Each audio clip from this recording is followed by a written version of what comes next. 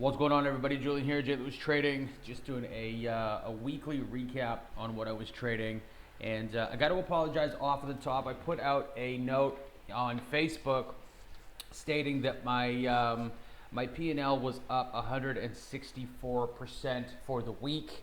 I'd like to clear the air on that one. My P&L was not up 164% on the week. It was actually up 186% for the week, and I'm going to walk you through what I was doing here.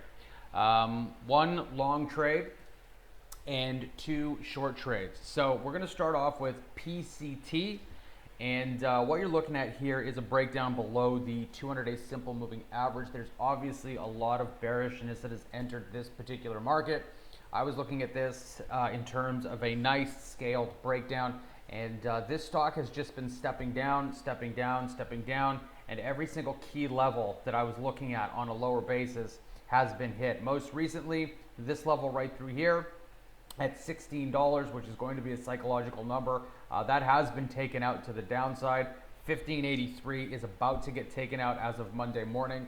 The charts that I'm monitoring this on an intraday basis are suggesting that there is going to be a gap down. So the percentage basis that I'm up on the week at 186% is still open, and I suspect that by Monday morning, given the way that the S&P 500 closed, that number is going to be up north of 200 very, very easily. So the first short is PCT.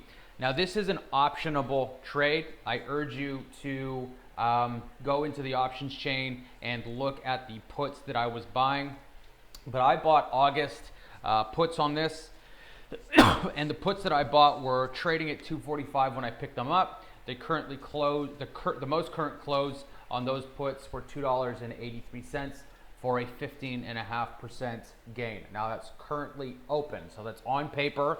But again, based on the strategy that I'm trading with these, there is zero reason to sell, and there's a high probability of a Monday morning gap down, which will trigger these puts to extrapolate in value.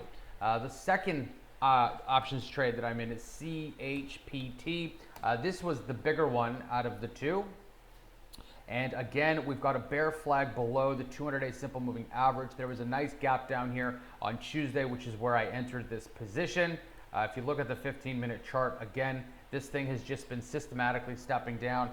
This is the gap down that I traded into on the short side. And again, just very systematic key levels being taken out lower and lower and lower. And on this chart, everything is suggesting that a Monday morning gap down is more likely than not. And you can look at the S&P 500 and the way that it closed as well. Everything here suggests that we're going to see some moves to the downside. Now with CHPT, please do some research on this. I bought July 26s, okay? And the puts that I bought at $1.63. The current close price is $4.30 for 163% net gain on the put options that I own. So again, 163% on these particular puts, 15.5% on the puts on PCT, and then my longer term trade on IRT is currently up 7.5%. If you tally 163, 15.5, and 7.4%, it's 186% that I'm up on the week net. To be completely honest, I am not worried about the short positions based on the S&P and how it closed. I am worried about the position that I carry long in IRT, but that is more of a longer term swing trade to the long side. And because it is real estate based, it doesn't have the same broad market exposure that your run-of-the-mill US equity would have. So that is where I'm at as of the week. Again, this is more of an apologetic video. I stated I was up 164% on the week, which was an error. My calculations and my brokerage account have confirmed that as of the close of yesterday, I'm up 185.9%. If you have any questions about this, please feel free to reach out, comment below, like, subscribe, all that sort of stuff. Don't forget to join me on Monday. We're going to be doing a live workshop on how I'm doing these trades. And again, if you have any questions, Julian at JuliusTrading.com.